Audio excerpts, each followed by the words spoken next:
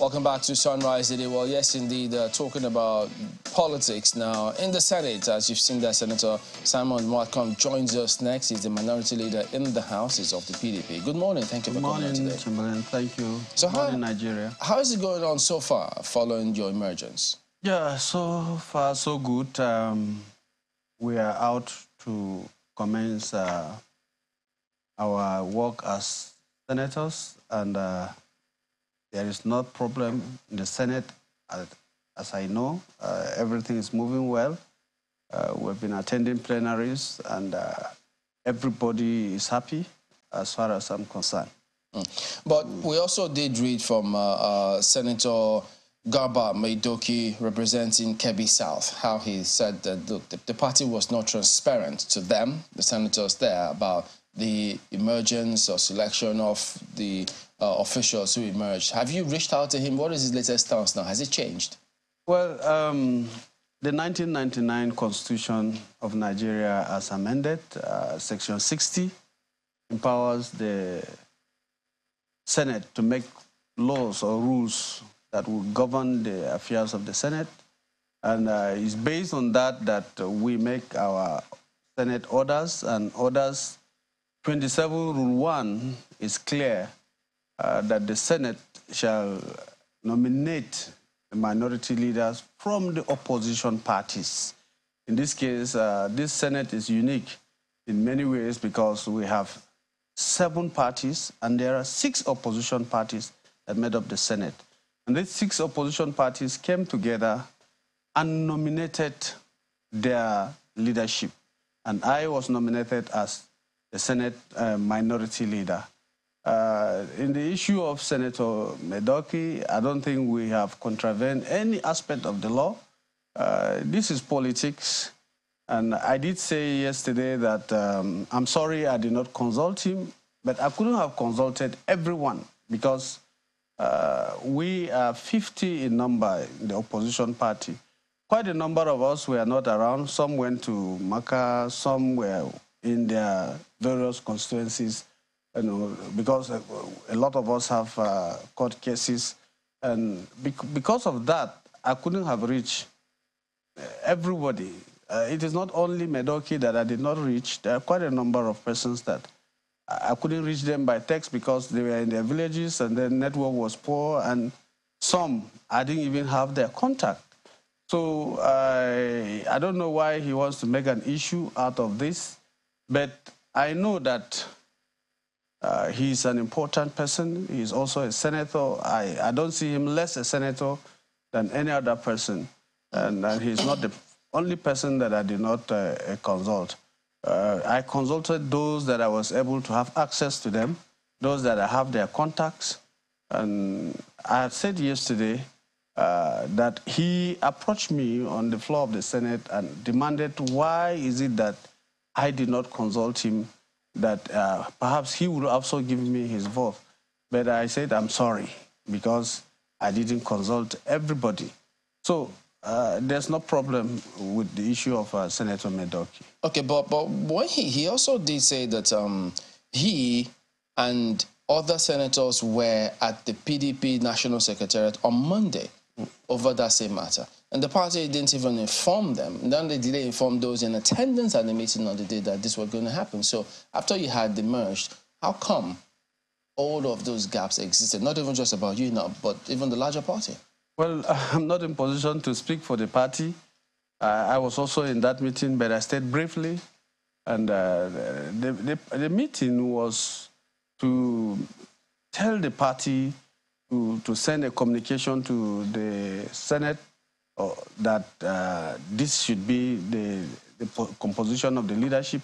But as of that time, we had not agreed as members of the PDP. So it was impossible or very difficult for the party to have sent any communication to the Senate. And we left that meeting abruptly and everybody dispersed to his house. But the next day, of course, it is just incumbent on the Senate president to announce the leadership because he had already taken time to do that. So when did the agreements happen, before the announcement? Which of agreement? You say you were in that meeting, but you had not agreed. Yeah, there was no agreement anywhere. And our party chose not to send any communication. You recall in in the 9th Assembly, the House of Representatives had an issue. The party went as far as sending a communication to Mr. Speaker Gbajabia Mila at that time, saying that this is the leadership of the minority parties. But the members themselves decided to follow the external rules of the House. You know, the provision that I've just read concerning the Senate. Yeah. That of the senator is Rule 27(1), which says that the minority leaders shall be nominated on the floor of the House by members of the Senator, political parties. I understand that, but so you said you didn't have time to consult a lot of people, but you consulted some and you couldn't reach all the others. Yep. Meaning you had a little time for consultation. Yep. And this consultation, you knew at least before that announcement, way before that announcement. So when was this? When did you know? Before the announcement? Mm-hmm. When did I know? That you had been, put forward for that position? Yeah. I started the consultation long time ago.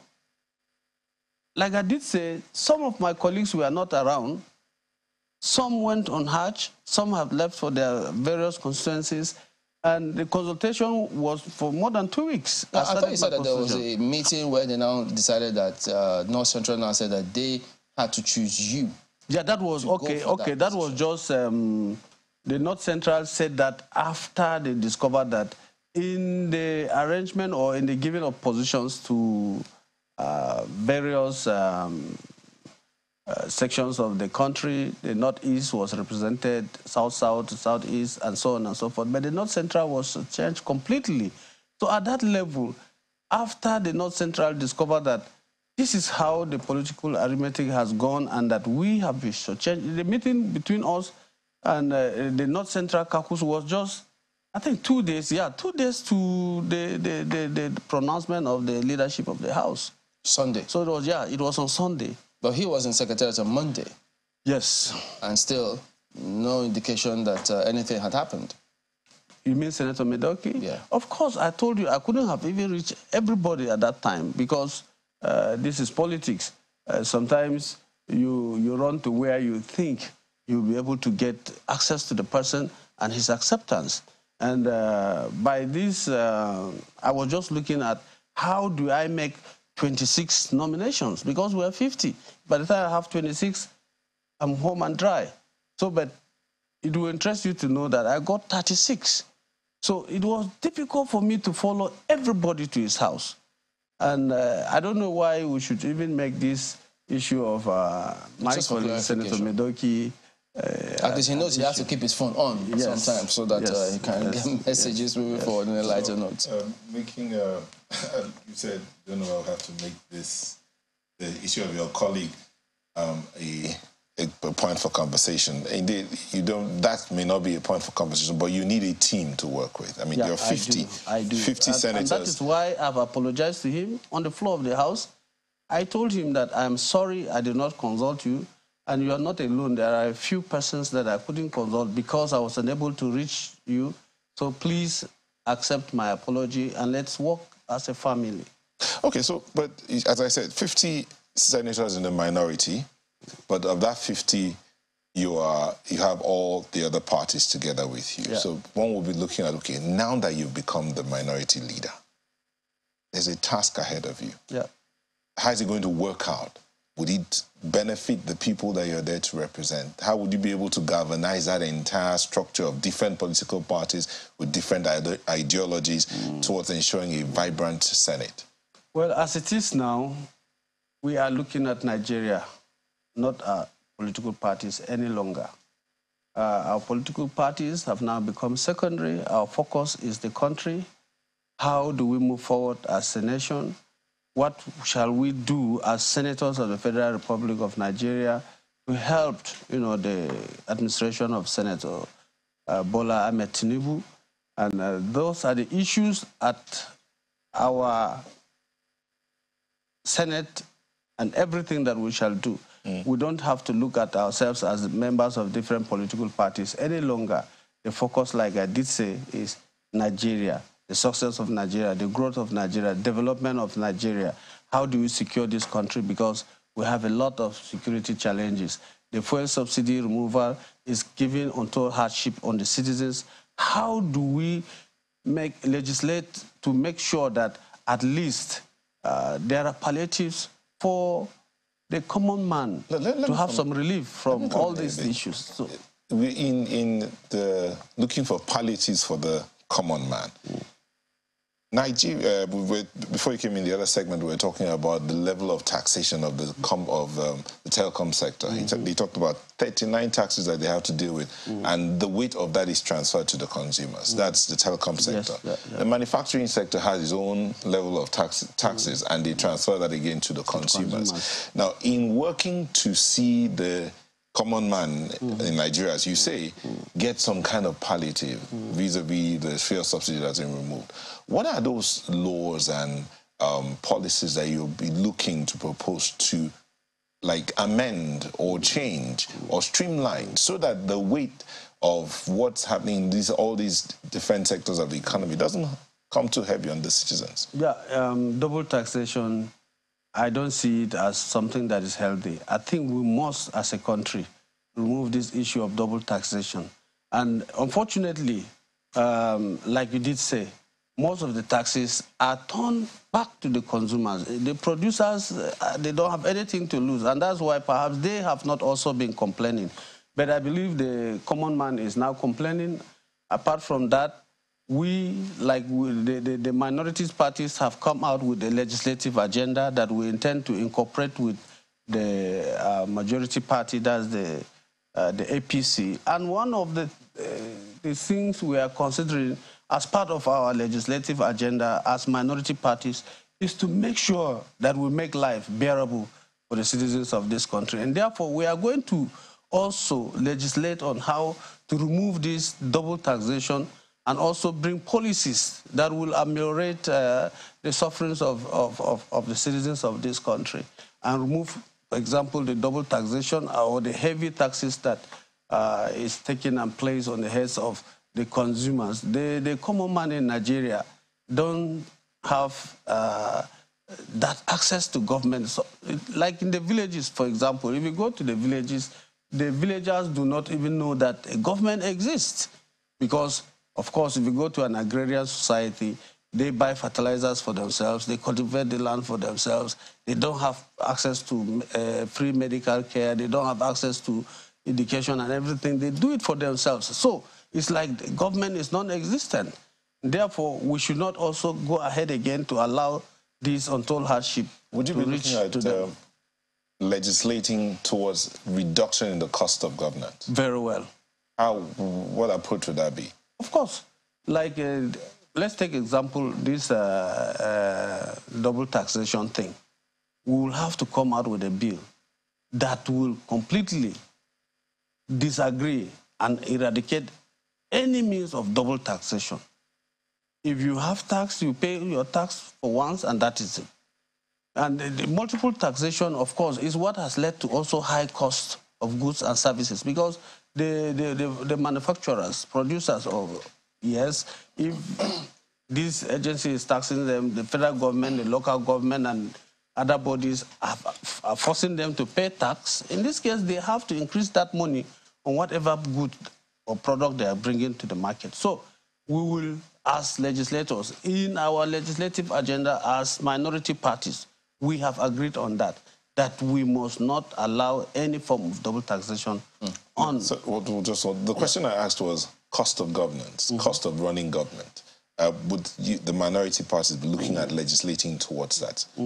Can we get the governors, can we get even the presidency to cut down the amount of money spent? One of the things we're talking in that regards to is that from the legislators ourselves, this issue of salaries and allowances of the legislators, we don't intend in any way to negotiate for any addition on our salaries and allowances. And I think that is the starting point. We have to start with ourselves. So despite the fact that this fuel subsidy is there, of course, it's going to bring a multiplier effect on the cost of goods and services and so on and so forth. It will also affect the government, and it may likely lead to an increase in the cost of governance. But we must also strive, since Nigerians are going to bear the burden of the cost of removal of subsidy, we as government must also bear that cost. You know, Senator, we must reduce everything that has to do with ourselves. Speaking about this cost of governance matter, and it's quite interesting because people say, well, yes, you said you need to start from yourselves and look at that. And then it just comes to mind that, wait a minute, the convoy of the President of the Senate, when people saw it, they said, is this the same country that we're talking about costing, people tightening their belt? And as though that wasn't enough, they then saw the convoy of the president when he got back to Lagos. Goodness, they thought, what is going on here? So are we really sure that both the Senate and the executive are looking inwards, saying, no, we have to actually show and not just talk about this by reducing what people see? Because when they see all of that, you're going to be feeling those cars massively. What's going on with that? Yeah, people have criticized the convoy of the president, and but some people have come out to say, well, that convoy was not that of the president alone, because the president was in Lagos, there were governors there were ministers, former ministers, former governors, and quite a number of high dignitaries, and they were part of that convoy. And I don't think I have any comment to say about that at the moment. But that of the Senate president, at the moment, I don't see the convoy of the Senate president as an issue, because I've not seen him with a very long convoy, perhaps 4 or 5 cars with him, and sometimes in the company of the Deputy Senate President and perhaps other principal officers of the National Assembly. Of course, such things must be totally curtailed, because definitely the high cost of petrol now, you need to fuel those cars, and of course it will tell on the economy or on the spending of government. And therefore, we must reduce such things, such spendings, excessive spendings that will not have any impact. Whether we go with convoy or we don't go with convoy, it will not change our duties as legislators. So even me, honestly, I will advise that we as legislators, especially the principal officers, must live above board. We must do something, certainly, that the citizens will see and say, yes, this is a different Senate. The Senate president have always said that the 10th Senate is a corrective Senate. We want to correct a lot of things. He has said that intermittently on the floor of the Senate, that this Senate is a corrective Senate. Therefore, as a corrective Senate, of course, we must do things contrary or differently from what our predecessors did. And that will also entail us trying to reduce the spending that we do to run the government. All right, we'll be looking to see what happens, how many cars and the cover, what resources, perks are going to the principal officers and their colleagues as well. So all eyes will be on that to ensure that they walk the talk or put their money where their mouth is. Thank you. But speaking of which, with all of these positions for principal officers of the House, what do they actually do? Do they help you get more bills signed, benefit your constituencies more? What's the main difference, really? With the principal officers? Those positions that you occupy as principal officers of the Senate. Of course, you need a system. You need some people to run the system. Like the minorities, we have, what is binding us as minorities. We are not in majority party. This is a Senate, but you still need somebody to check the order. And the minorities, their role is just to give the majority party a credible opposition. We must not say yes, yes, yes to every policy that they will bring, especially if that policy is inimical to the progress and development of Nigeria. If such a policy is just to enhance the growth and development of the majority party, we must resist such things. If government is bringing, or the Senate or Mr. President has transmitted to us, like the issues of the loans that were collected in the 9th Senate, some were just approved without knowing the implication. Okay, you are taking this loan. You have to explain to us, what is this loan aimed to achieve? And we must insist, too, that the loans, what you use in doing with that loan should be able to pay back the loan. So we must insist on changes. And then these principal officers, of course, their duty is to see you galvanize the people, you bond together, and you're able to speak with one voice to stand against any policy that is not progressive policy, anything that will not bring progress, development, and peaceful coexistence of this country. We need these leadership to bring the people together so that we can move ahead. Let's wind down with this one, Senator. When you say that the President of the Senate always says this Senate will be a corrective one from what happened previously, is that a different way of saying this Senate will not be a rubber stamp like the previous one, probably? Well, I'm not too sure if that Senate was a rubber stamp, but that we know that there are certain things the last Senate did, which honestly Nigerians were not happy. Like I've made an example on the approval of loans. These loans were approved arbitrarily.